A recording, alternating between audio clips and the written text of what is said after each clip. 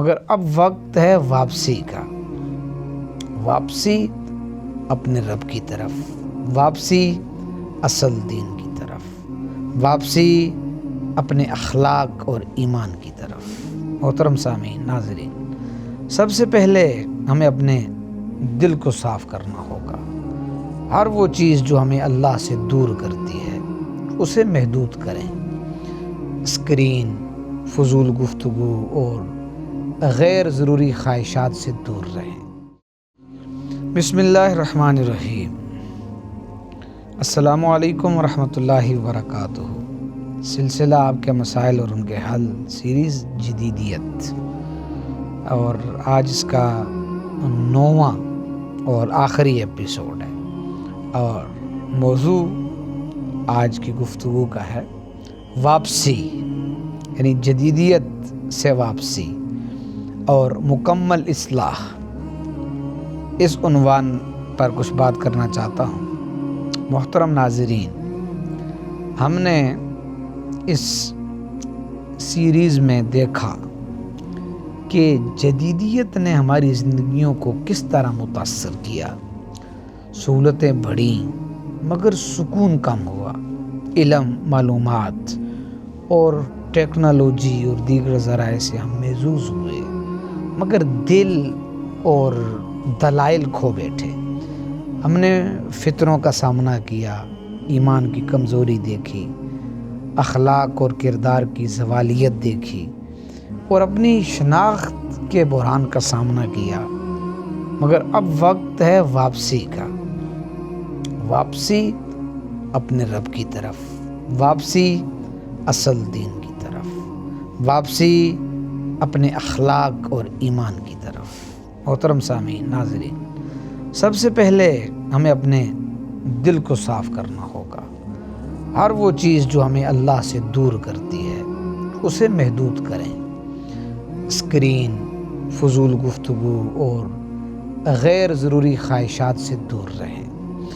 دوسرا قدم ہے وقت کی حفاظت۔ اپنے دن کا کچھ حصہ اللہ کی عبادت، قرآن، ذکر اور فکر کے لیے مختص کریں۔ یہ وقت آپ کو سکون اور مقصد دے گا۔ تیسرا قدم ہے علم اور عمل کا ملاپ۔ سیکھیں، سمجھیں اور عمل کریں۔ علم صرف کتابوں میں نہیں بلکہ دل میں بسانا ہے اور زندگی میں اتارنا ہے۔ چوتھا قدم ہے معاشرت اور صحبت کا انتخاب۔ دوست اور گروہ ایسے ہوں جو دین، اخلاق اور نیکی کی ترغیب دیں، جو آپ کو سیدھی راہ پر قائم رکھیں۔ محترم نوجوانوں، عزیزو، واپسی کا مطلب یہ نہیں کہ ہم دنیا سے کٹ جائیں۔ دنیاوی زندگی بھی ضروری ہے، مگر اس کو دین اور اخلاق کے مطابق جینا سیکھیں۔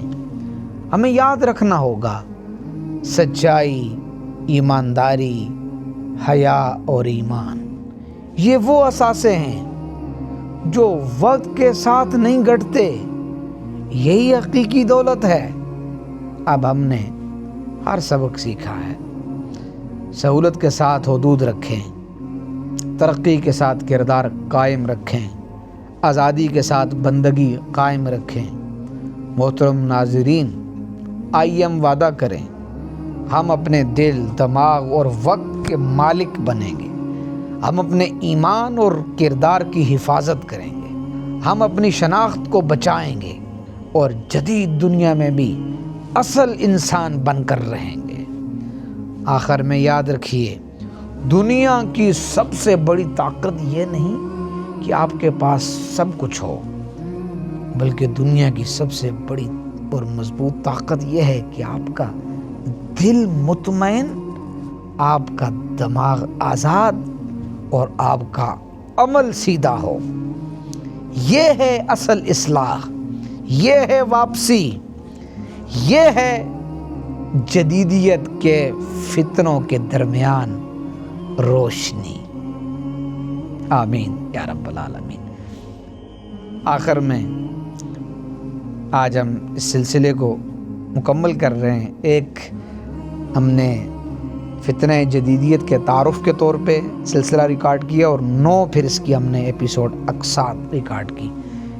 تو اس دوران چونکہ یہ ایک سفر تھا، میں پہلے بھی عرض کر چکا ہوں کہ یہ ایک پیغام یہ لکھا جاتا ہے، تحقیق ہوتی ہے، پھر کچھ چیزوں کو چھوڑا جاتا ہے، کچھ کو شامل کیا جاتا ہے۔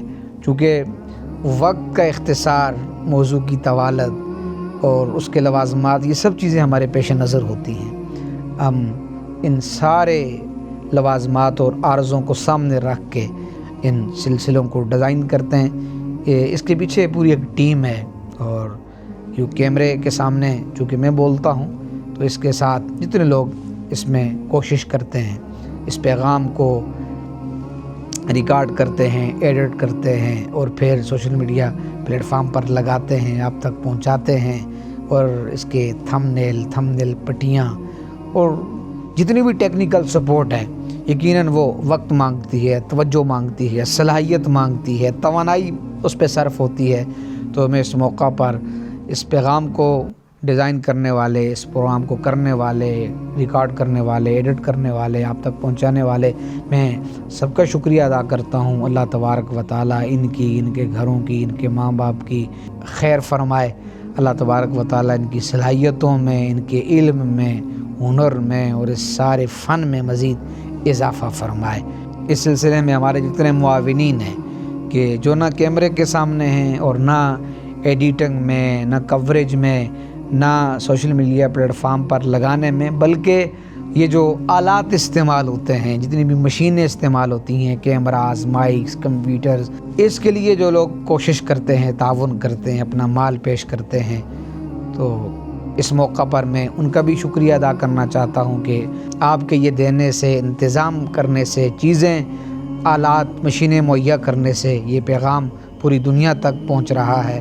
اللہ تبارک و تعالیٰ آپ کو بھی اس کا اجر عطا فرمائے۔ یعنی المختصر سب کے لیے دعا گو ہوں کہ اللہ تبارک و تعالیٰ سب کو اپنے خزانوں سے مالا مال فرمائے۔